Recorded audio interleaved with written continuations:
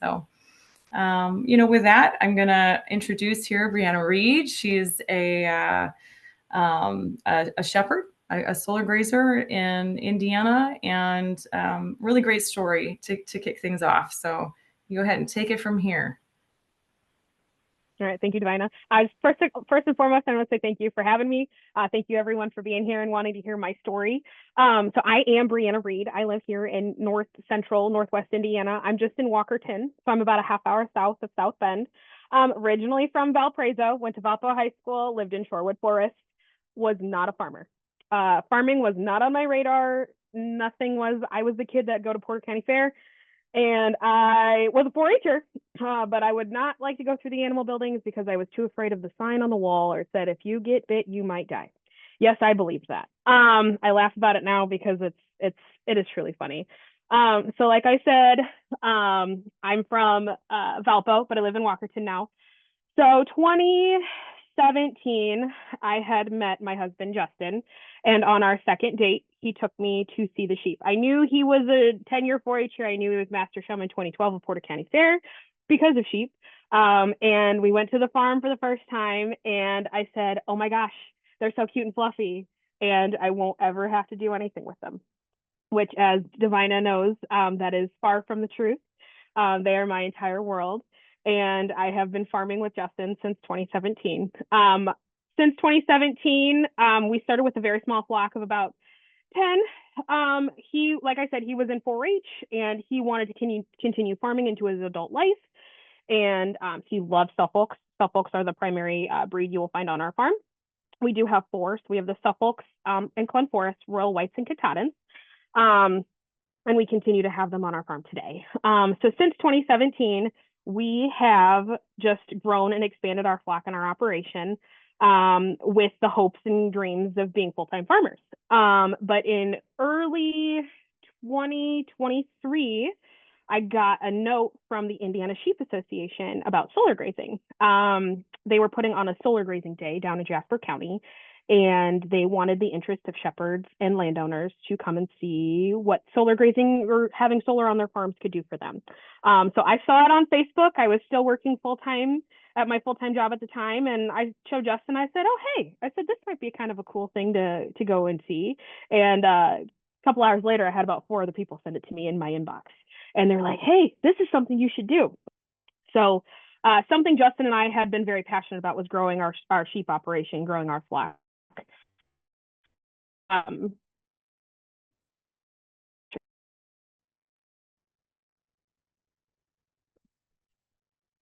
Doing too much talking. I'm not showing any good pictures. Here, I can go back to these two. So here's some of my Suffolks at the farm, or here at my home. But Justin and I wanted to be involved in something that was about 10 years early on and not 10 years too late, because we wanted to be able to grow and expand with it and make a full-time job out of it.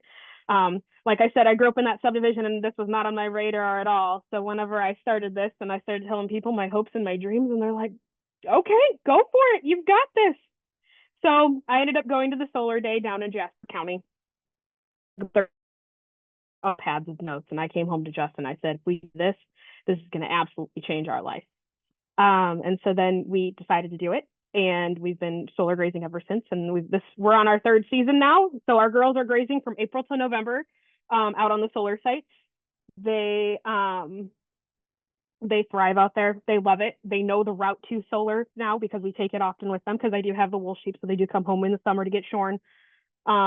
They love it. They know when they're at solar, they know they have a job to do. They'll rotationally graze themselves within the solar array. This picture's a couple years old now. The grass does not look like this. It is much shorter now because they've been out there since April. April. And they know that they have a job to do. They need to get it done. And then they know when they are done, they come home and have their babies. So we do lamb between January and March here at home and on the farm. And we strive to have those twins like every other shepherd does. But we primarily have the purebred Suffolks. We've done a lot over the years. But spring of last year, we were sitting at about 30 head. And now we're sitting over 100. So we're looking to grow and expand our opportunities. And we're looking to grow and put this into a full-time job. So we truly do enjoy the grazing. Here's another photo from several years ago at another solar site. So the Suffolks, we have no issues with the wool on solar. They if it's too hot under there for them on that day, they'll just lay underneath the array and they will live their best life. I have solar cameras that will take pictures of them for me, and it tells me the temperature degree on a hot, nice 85, 90-degree day like this. It's a cool 68, 70 degrees. Um, Here's some of my royal whites on solar. So I also have the hair sheep. Um, they thrive. They love it. They love having their own areas. They love being able to roam free and have plenty to eat. They love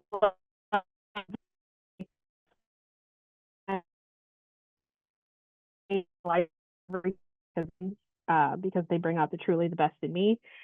Um, and I'm looking forward to having, as much as I love them out on solar, I'm truly looking forward to them to come home. I miss them dearly. I miss their friendly face.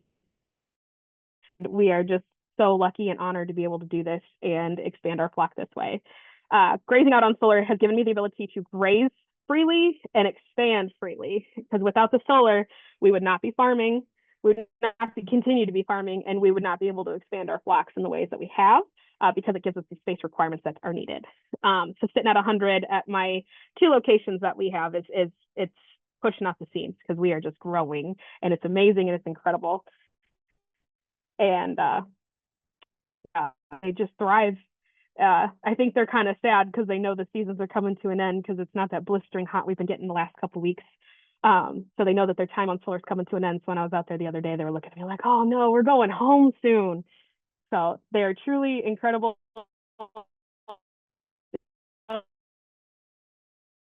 And I can't wait to see where it takes my farm. I can't wait to see where it takes my husband and I. I've had some really very cool opportunities because of the solar grazing. I've been able to travel all over the country, and I've gotten to go to Germany for sheep and solar grazing. Um,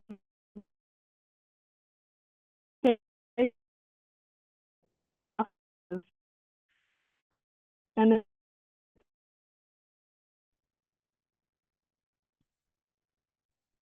can we keep flipping through pictures, Divina?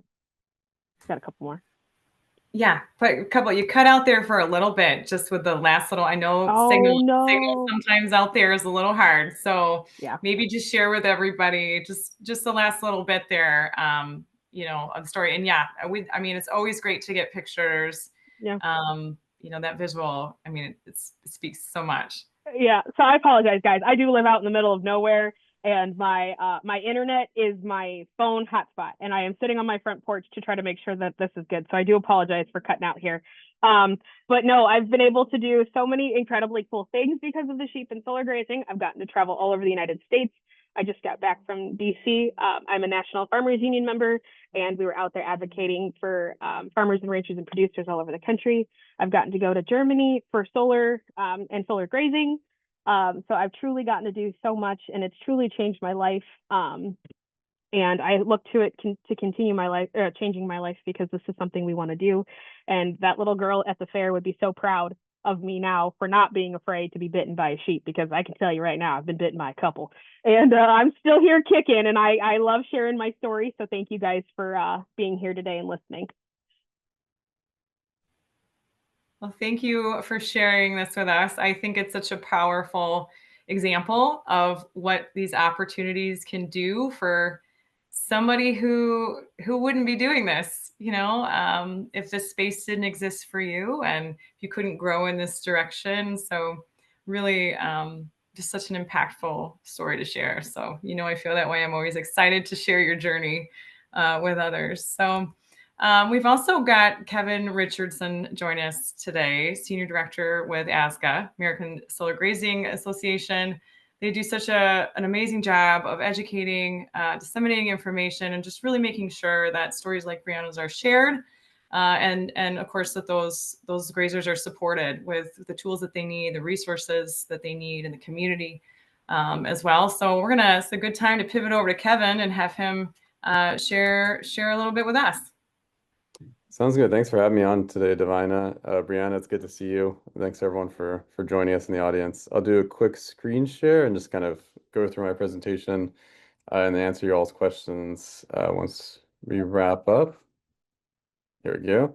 Like Divina said, I'm Kevin Richardson. I'm the Senior Director of the American Solar Grazing Association. just a little background on us as an organization. We're farmer founded and farmer led. So founded by solar grazers who were in Brianna's situation about 7 years ago, basically. Kind of the same thing. Like, here I got some sheep. This is a really cool opportunity. Can we put sheep on these solar pastures? Will they work? And they kind of figured that out initially, and started that process of kind of exchanging best practices, and how to do it. And that grew into ASGA, which is now, we have over 1,200 members, mostly of farmers, including pretty much all the solar grazers who are grazing on sites in the US as well as some in Canada, and all the folks who are working to become solar grazers as well. But our network also includes the solar development side. We try as hard as we can to educate solar developers and asset owners on these best practices so they're prepared to have good farmer partnerships and hopefully save some solar grazers time on explaining kind of basic sheep facts to solar companies when they're coming on a site. Um, yeah, so really exciting growth. We do in-depth technical assistance, do in-person trainings as well as trainings through our virtual network. And we spend a lot of time promoting solar grazing. And Brianna mentioned Suffolk's. Well, we were at RE Plus last week, the biggest renewable energy conference, probably in America, potentially the world, but nearly 40,000 people attend in Vegas. And so we brought sheep to Vegas, to the Vegas Strip inside the convention center. And we had 4 Suffolk ewes that were supplied by Arlo Hark from Cannon Valley Grazers. These are shorn, as you can tell. They're also show sheep, so I wouldn't put these out on a solar site, but they looked really good for a display for solar grazing at the conference.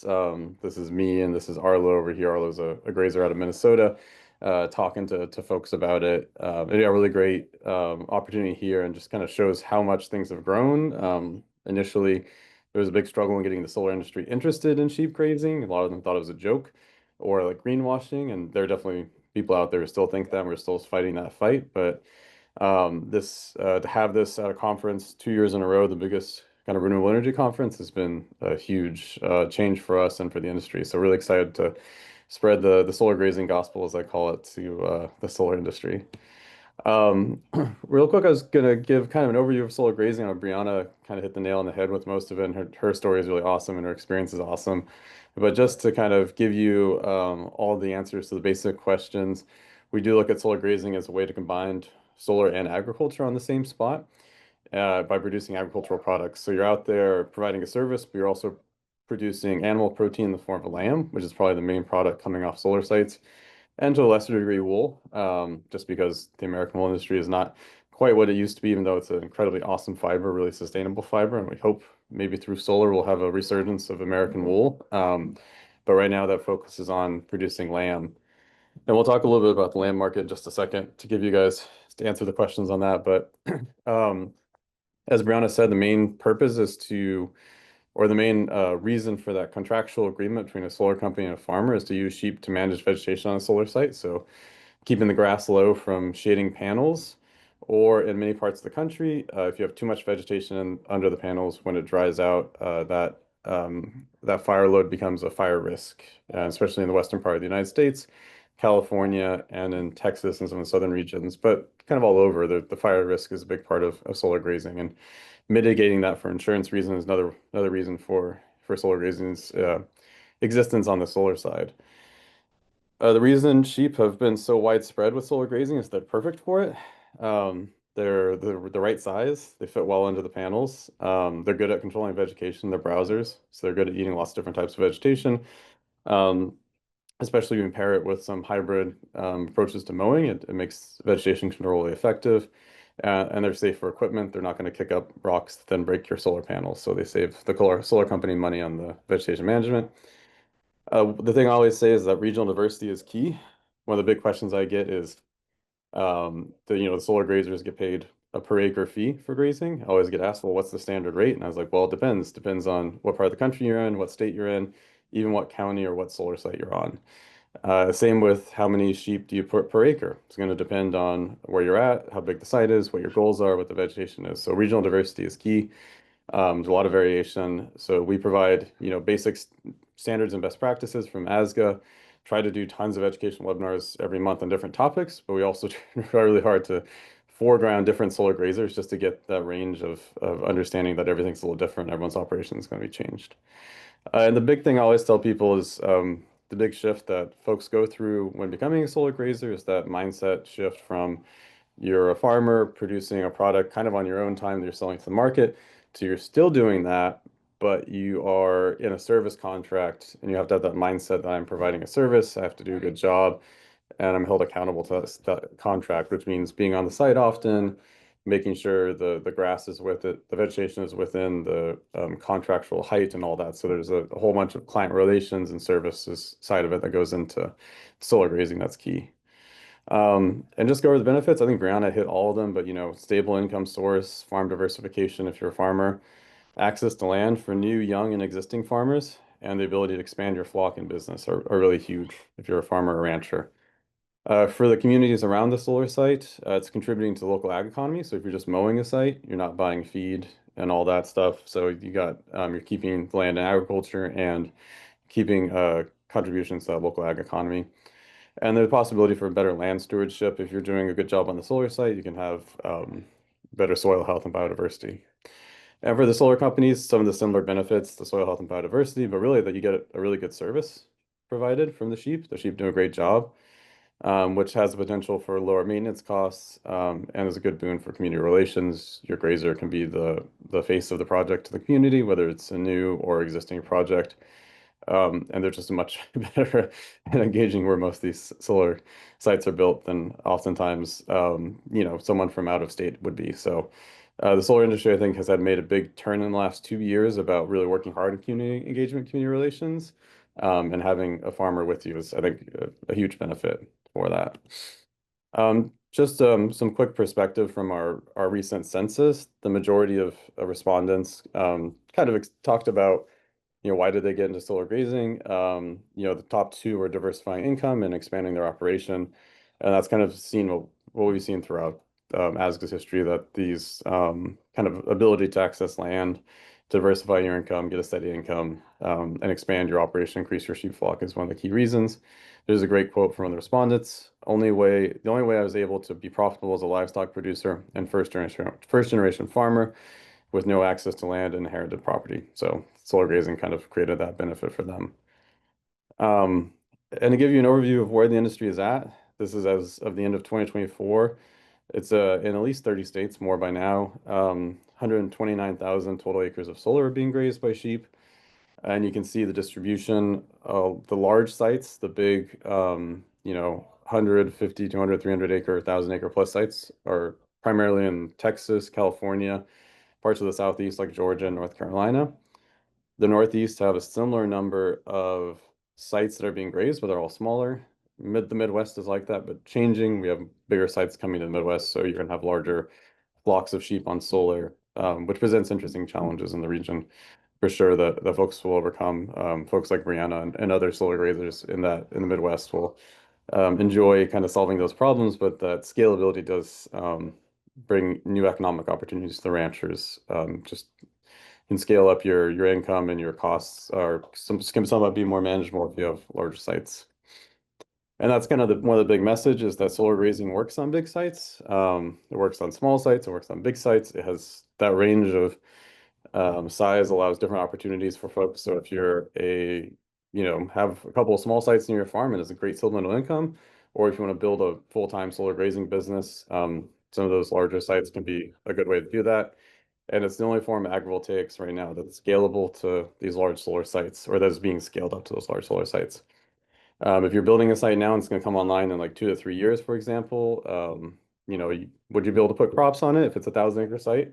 You could try, but the knowledge and the expertise isn't quite there yet. So you could definitely do it with sheep. It could happen tomorrow, it could happen in 2 years. So that's one of the key messages we put out there. And then folks always ask about the lamb market, like what is demand for lamb in the U.S. And there's kind of two key facts for that. One is that over 70% of our lamb is imported primarily from New Zealand and Australia, mostly from Australia. So a huge opportunity for domestic production there if we can compete with those prices.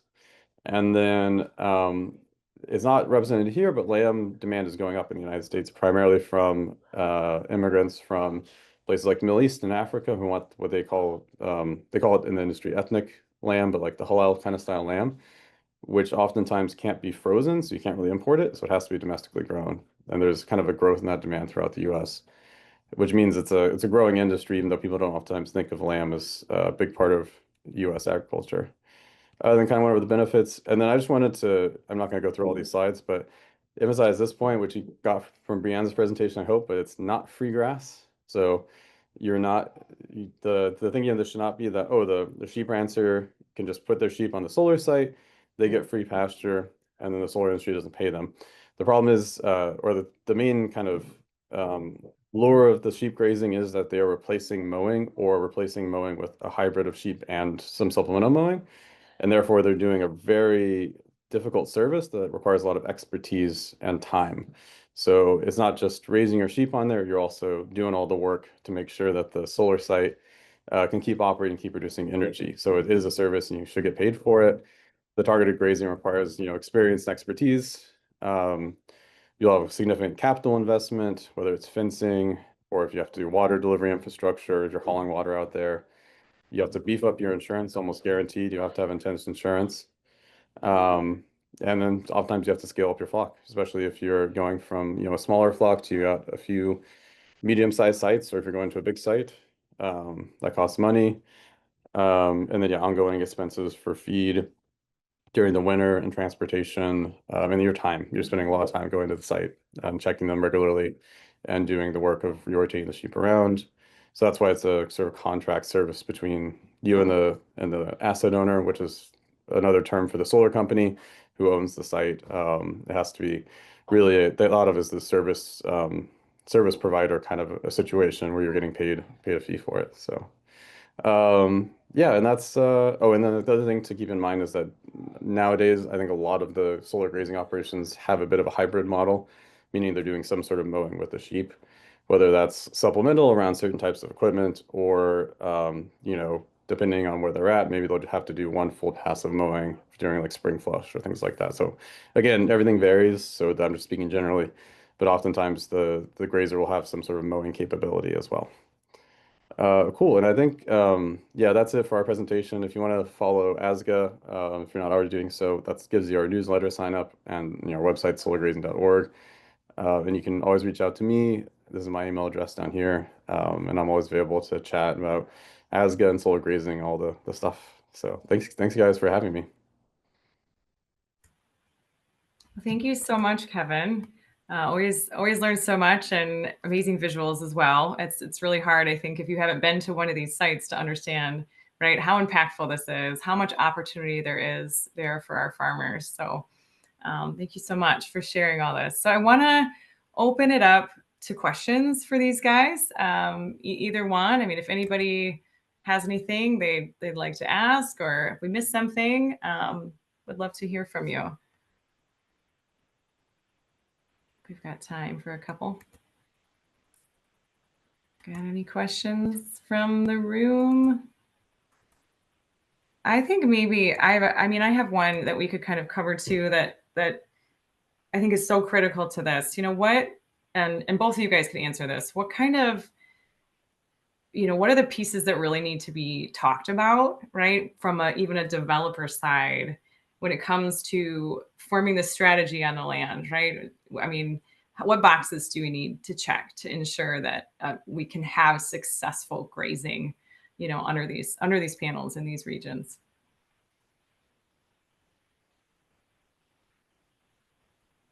I can go first. Yeah. So to have the successful grazing, we need to have an open line of communication with the O&M crew, so your operating and maintenance crew, or your developer, because sometimes it's the conversation, or if you have a contract, whoever you have your contract with, you need to know the specifics and you need to be able to contact them if anything's necessary. Like a perfect example are the lock was switched out on one of our solar sites without us knowing. And without that open line of communication, thankfully there was no sheep on site. I will say that, because it would have been a little bit more dire if there were sheep on site. But there was an open line of communication and it was resolved rather quickly to be able to get into the site so that way we could start our contract for the year. But I definitely think those open lines of communication and taking from farmers, raising sheep is unlike anything else. I've raised a little bit of everything. We have pigs, I've had cows, I've had chickens, I've had ducks, I've had quail. So I've had goats, I've had a little bit of everything. And raising sheep is definitely different than raising anything else. So definitely having that open line of communication again, just, gate placements, potential water placements. If they don't want, sheep around like the inverter panel, because I know some people don't like to operate through the manure. Totally fine. But it just is open line of communication, I think, is very, very important. And not to be afraid if they say something that you don't like, or them to be afraid that for to say something, hey, maybe we shouldn't be doing this, or maybe we shouldn't have people. I just think communication is at the top of that list. Yeah, and Brianna's like, sorry. Yeah, Brianna's point's like great. That's one of the things we get a lot from our members is, the client relations and communications, like setting up effective communication channels and the kind of being on the same page is like really important. On the development side, of a site's being built, getting and working with the grazer early is one of the biggest things. The company still might make the grazer go through a bidding process when the site's finished, but just having a developer work with the grazer will help with getting a good seed mix on the site. Any sort of design modifications, sheep grazing is pretty widespread because you don't really have to change the solar site much, but there are certain things like Brianna mentioned, water. If you can get water infrastructure in there, it's a very tiny fraction of a solar site's budget to do it during construction, but really hard to get in there after it's been built. So that's a big thing. And then like exterior fencing, trying to keep it low and tight to the ground so that you try to minimize the possibility for predators getting through as much as possible are one of the things we hear people reporting about, and then some other parts of that too, with internal gates and cross fencing. But yeah, and then yeah, I mean, those are kind of the key things. And then, yeah, having a good relationship, making sure the company is kind of interested and willing to work with Grazer, making sure that the Grazer is coming from uh, kind of I guess they're willing to kind of do that service provider style approach. And, not one of the big things for both the farmer and for the company is to not approach this as like I just put the sheep on there for a couple weeks and then check them every once in a while. It's really requires a lot more work than that. So that's one of the key things to keep in mind for that part of it too. Thank you. Okay, we've got some questions in the chat that I'll field. Here's the first one from Rebecca. In Northeast Indiana, how many sheep does it take to manage a solar grazing field? How many sheep per acre-ish? Well, that depends. So last year we were grazing acre, year, but me, Divina. Oh, cut out. You froze there a minute. Oh, I know. Can you hear me now? okay. We got you. We got you now. Oh, I hope. Okay, let me leave the video off because it might be better. Okay. I apologize, guys, for the system issues. So the sheep per acre depends. Last year we were grazing 2 head an acre. This year we were grazing 3 head an acre, but then it got to be too hot, so we had to pull some sheep back. So I think we're grazing like 1.5 per acre. I think is how it boils down. Just so that way they're comfortable and they don't eat too much grass, so that way they can stay out there until the end of their contract.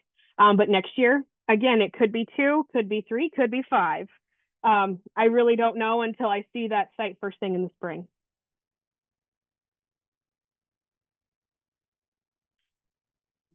Yeah, and there's we had we had a webinar on this recently about how to kind of calculate the math for how many sheep to put on per site, and also like your kind of supplemental mowing. And the kind of abstract example that we gave was if you had like 1,000 acre site in Indiana, northern Indiana, and you had 1,000 sheep on it, that's one ewe per acre.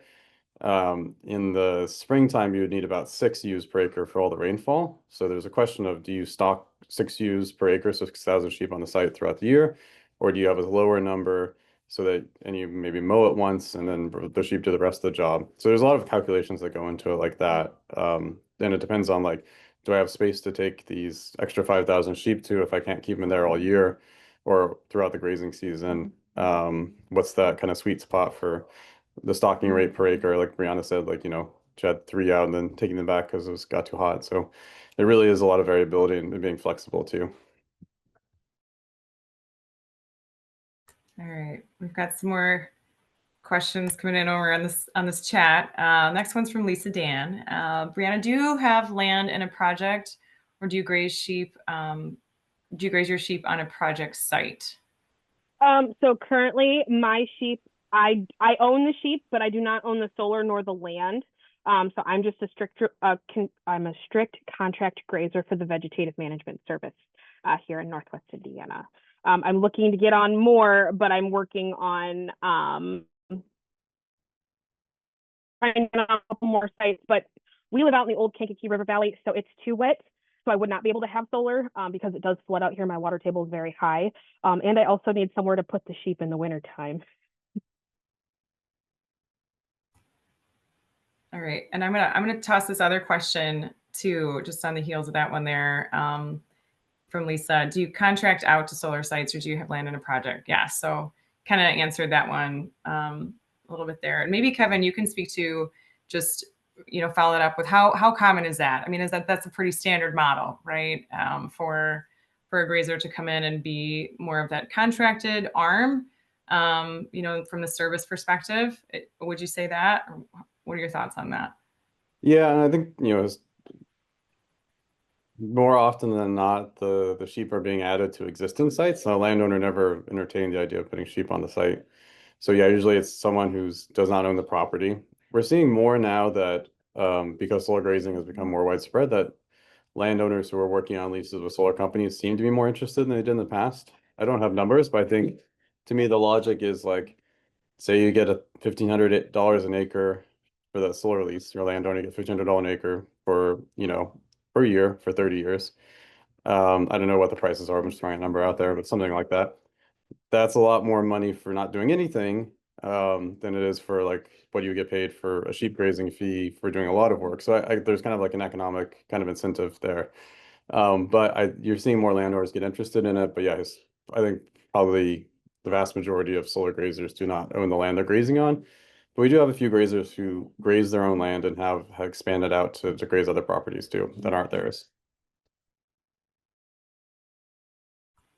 Okay, we've got another one over in the chat from Abby. She says she's been seeing more pushback against solar grazing and agrivoltaics locally. The argument being adding sheep to an industrial solar site doesn't make it agriculture. So, what message points would either of you guys suggest? That maybe give a little pushback on that. What are your thoughts on that? Well, I haven't exactly gotten that argument quite yet, but I will say a lot of people stop with the pushback when I tell them that my family farm wouldn't be farming without solar grazing. And that kind of puts to the argument of where people's like, well, we need family farms. And if I didn't have the solar grazing, I wouldn't be farming. So I think it puts in perspective a lot of people what solar grazing can do for a smaller farmer like myself.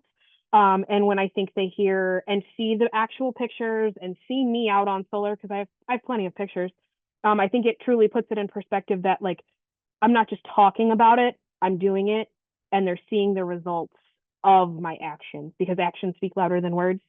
I've changed a lot of minds here locally, especially with what I do. I've talked to a couple different groups, just here locally in LaPorte and Porter County, and they have all been kind of like, oh, solar grazing, oh, solar, like, oh, kind of, I don't really want to hear about it. And then we'll be sitting there talking for a couple hours because they're just so intrigued and they want to know more about it. So I think communication has a lot to do with it, but I also think showing them the facts of like, hey, this is helping young farmers and this is helping young farmers stay farming and get into farming.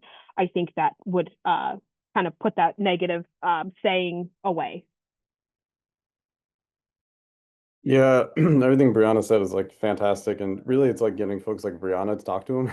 Like honestly, someone who is a solar grazer, has that experience, can tell that story. Really is the best, and talk about all the reasons it is, agriculture. I think people also look at the sheep industry and they're like, well, sheep aren't that important. So throwing out the facts there, like about the import of lamb, I think is a big one. Like, how are we letting like so much of this agricultural sector be dominated by foreign imports of land. Like I think that tends to hit people a bit.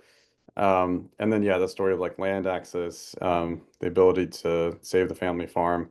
And we have some resources that's dropped in the chat, a couple of case studies for some grazers where, solar grazing saved the family farm, like multi-generational farms, and then our short Texas solar grazing film. Those are all available on our website. You guys can share around if you get those kind of questions. But they really tell the impact that grazing can have.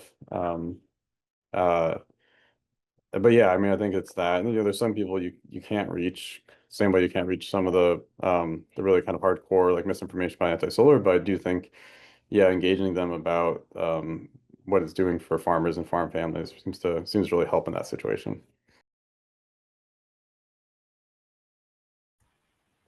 Well, thanks, you guys. Are there any other questions? I think I got everything in the chat. Does anybody have anything else they want to hop in with and ask our guests?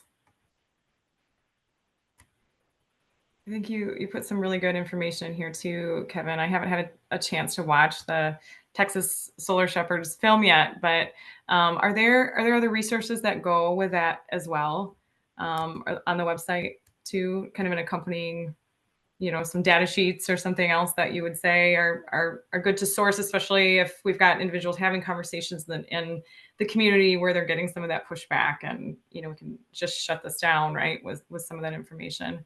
I don't know if you want to highlight something there in the chat for us.